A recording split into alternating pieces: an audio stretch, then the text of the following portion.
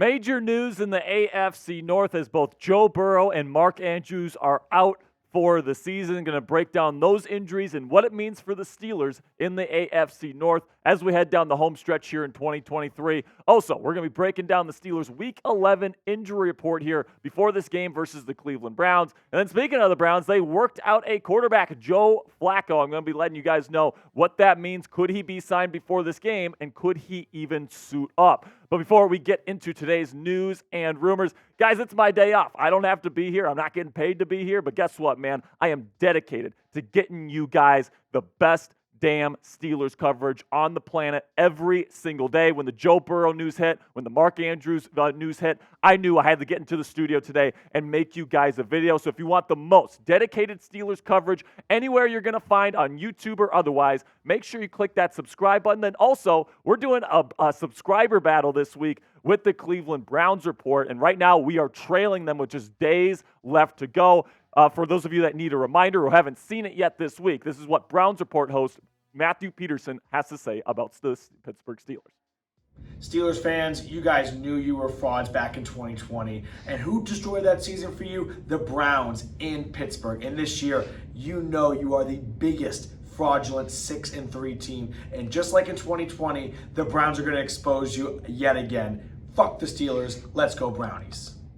Petey told me just yesterday the Cleveland Browns are going to ruin the Pittsburgh Steelers 2023 campaign, and we're not going to let that happen. We have never lost a sub-battle to the Browns Report in our history. We're not starting now. If you're watching this video or watching our videos for the first time, haven't clicked that subscribe button, we're counting on you. Help us win this sub-battle this week. Subscribe for a week. I promise you, you're going to love the daily content we have here on Steelers Talk. All right, so now let's get into Thursday night football last night where the Ravens trounced the Cincinnati Bengals by a final score of 34-20.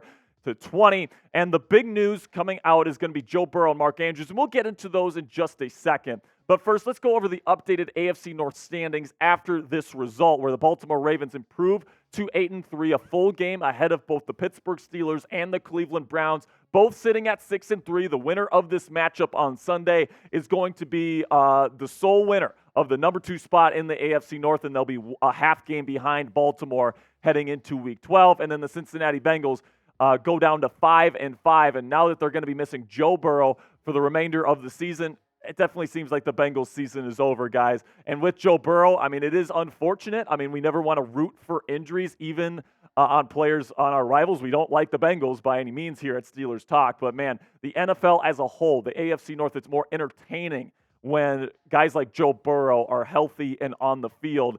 And he tore a ligament in his wrist last night. You could just tell by the way he was trying to attempt some passes on the sideline last night that it just wasn't going to work. He couldn't grip the football. It's very unfortunate that he's going to miss the rest of this season.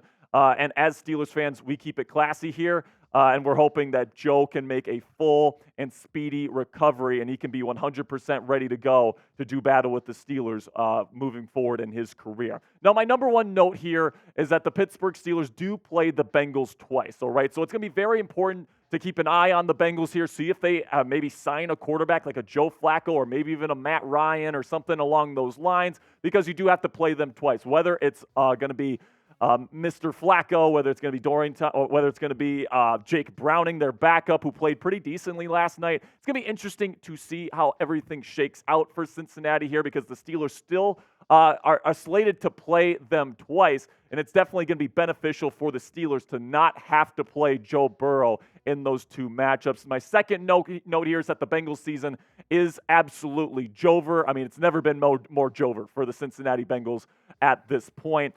Joe Burrow is the engine of that offense. I really don't see any options for them to replace him at the quarterback position that's going to catapult them to AFC North contention or even AFC playoff contention at this point. I think Cincinnati's going to punt on their season, and they're going to end up being last place or third place in the AFC North, depending on how far the Browns drop after the Deshaun Watson injury. And my third note here is that I absolutely hate to see stuff like this. Season-ending injuries are never fun to see, especially with star players.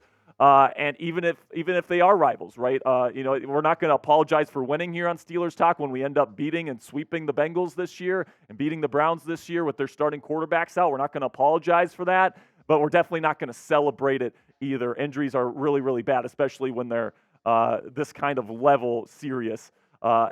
Speaking of season-ending injuries, there's another one in the AFC North from last night, and that is Mark Andrews, who suffered a very serious fibula crack. That's in his leg, a serious leg injury on Thursday Night Football. Logan Wilson kind of did a hip drop tackle on him. I'm seeing some people on Twitter saying it was a dirty tackle. I disagree with that, but it's definitely not good given that Mark Andrews, this is going to be a serious injury for him. They're calling this a long-term injury, so he may not even be back for the start of next season with an injury this serious. So you never want to see this happen to players like this. And in terms of the football aspect of it here, Andrews is a huge part of that Baltimore Ravens offense. He is Lamar Jackson's safety blanket, especially over the middle of the field. And now Isaiah Likely, their backup, is going to be coming in there. And I like Likely. He's a good number 2 option as a tight end, but he's definitely no Mark Andrews, especially as a wide receiver. However, even though Andrews is a huge part of this Baltimore Ravens team, I don't think the Ravens are going to immediately fall down a cliff here. I think there's going to be a slight decline in play offensively, especially for Lamar in the passing game, but they still have Zay Flowers, who is a really dynamic talent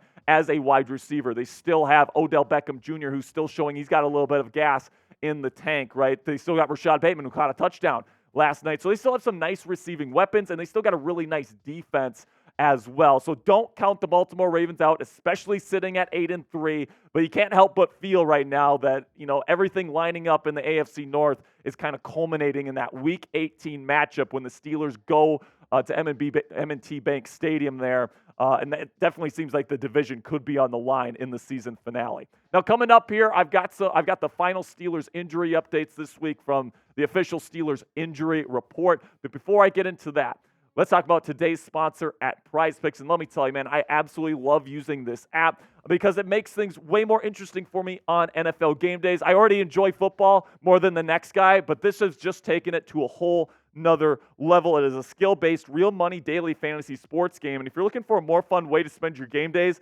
Prize Picks is going to be perfect for you. So here's how you play. You pick 2 to 6 players, and if they'll go for more or less than their Prize Picks projection, you can win up to 25 times your money on any entry. So let's take a look at my entry for the Steelers versus Browns game in Week 11. I got the more on Kenny Pickett passing yards. I think he's going to have a little bit of a breakout here. Then we're going to have the less on Najee Harris's rush yards. I think Jaylen Warren is going to be the lead back in this one. And then I'm going to go with the more George Pickens receiving yards. I think he's going to get at least 2 really big catches in this football game. You can check it out now and get your picks in before Steelers Browns on Sunday. Go to prizepicks.com/CLNS and use our code CLNS for a deposit match up to $100 today. At Prize Picks, you aren't competing against other people. It's just you versus the projections available instead of battling thousands of other players, including pros and sharks. With Prize Picks, it takes less than 60 seconds to make your picks. So get started right now. Go to prizepicks.com/CLNS and use our code CLNS for a first deposit match up to $100. That's code CLNS at prizepicks.com/CLNS for a deposit match up to $100 today.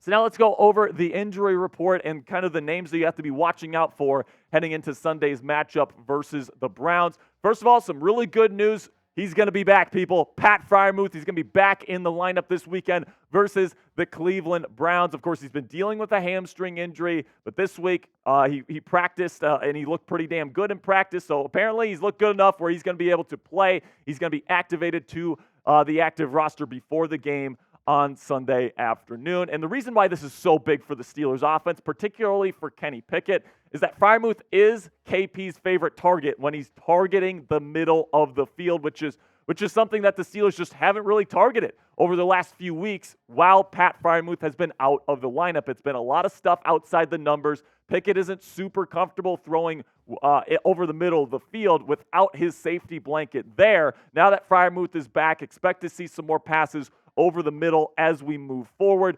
So this is really, really big for specifically the Steelers' passing offense. Now, there's definitely going to be 3 names you need to be watching out for to potentially not play this week. Minkah Fitzpatrick still battling the hamstring injury. Keanu Neal is dealing with a rib injury. Both of them are going to be 50-50 calls. They're going to be game time decisions. So we'll have updates for you when we get to the watch party on Sunday afternoon. And then Montravius Adams with that ankle is definitely trending towards not playing. He did not practice all week, but after the way Keanu Benton has been playing at nose tackle, I'm not sure even if he was healthy, if he would get the start in this one.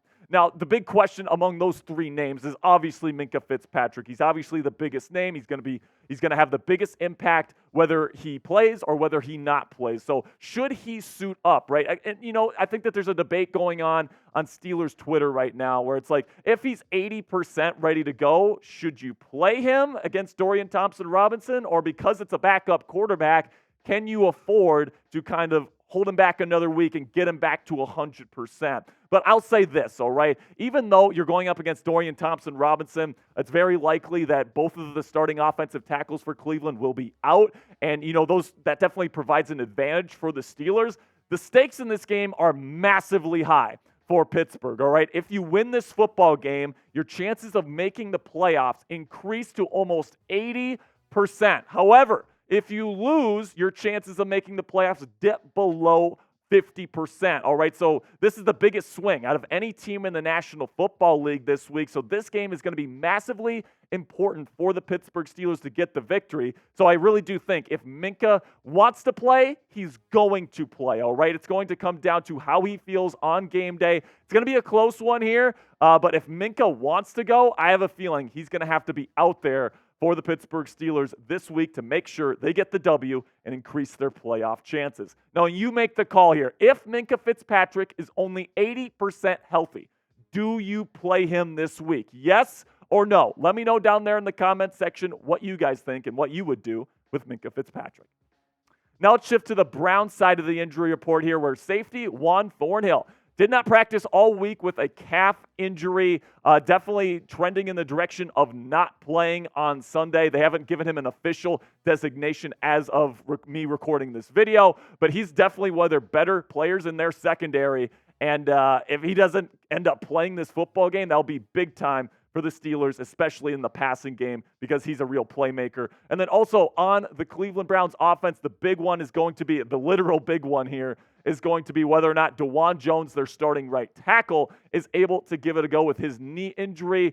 He was a limited participant in practice on Friday, so he's definitely going to be a game-time decision. If he doesn't play, TJ Watt's going to be going up against their backup right tackle, and good Lord, I don't think Cleveland is going to want to see that. And then speaking of the Browns here, shifting away from injuries and more to the news side of things, they worked out Joe Flacco on Friday, and there's some speculation that he could be signed before the Steelers game on Sunday. Now, I hope that if he signs, I hope he plays. All right, he hasn't been here in Cleveland. He's been sitting on his couch on his ass all season long. I want this guy to come out and play, especially after he ruined the Steelers' season last year. If you remember, he played for the New York Jets last year, played against the Miami Dolphins in the season finale, couldn't even get 10 points against one of the worst defenses in the league last year. And if the Jets win that football game, the Steelers end up making the playoffs over the Miami Dolphins. I will never forgive Joe Flacco for that putrid performance. And if he plays this game, I hope TJ Watt and Alex Highsmith get after his ass all day long. However, I don't think he's going to be playing in this one. Even if he's signed, he's going to have to learn pretty much a brand new playbook. The Jets run a very similar system to what the Browns run, so maybe he could play on Sunday. But if you're going to ask me to bet on Joe Flacco either playing or not playing, I'm going to take the under on that one. I don't think Joe Flacco is going to be on the field on Sunday, and I do expect it to be DTR, Dorian Thompson-Robinson. Now, when it comes to these two quarterbacks, which one would you rather play? Which one are you least scared of here? Let me know down there in the comments section. Would you rather face Dorian Thompson-Robinson, type DTR, or if you'd rather face Joe Flacco, type JF? For me, I'm going to say Joe Flacco. I want to get after him. All right, now the watch party this weekend is going to start at 12 p.m. Eastern Standard Time for all of you guys that want to come hang out with your fellow Yinzers. We have the largest Steelers watch parties right here on YouTube, so do me a favor right now, click that subscribe button, and again, help us beat the Browns report this week. All right, next week, give it a week here. Try our content for a week, help us beat the Browns, and I promise you guys, you are going to absolutely love the content that we have here on Steelers Talk, and the only regret that you're going to have is that you didn't subscribe sooner. All right, that's going to be it for me today, guys. Really do appreciate all of your support. I will see you guys later. And as always, here we go, Steelers.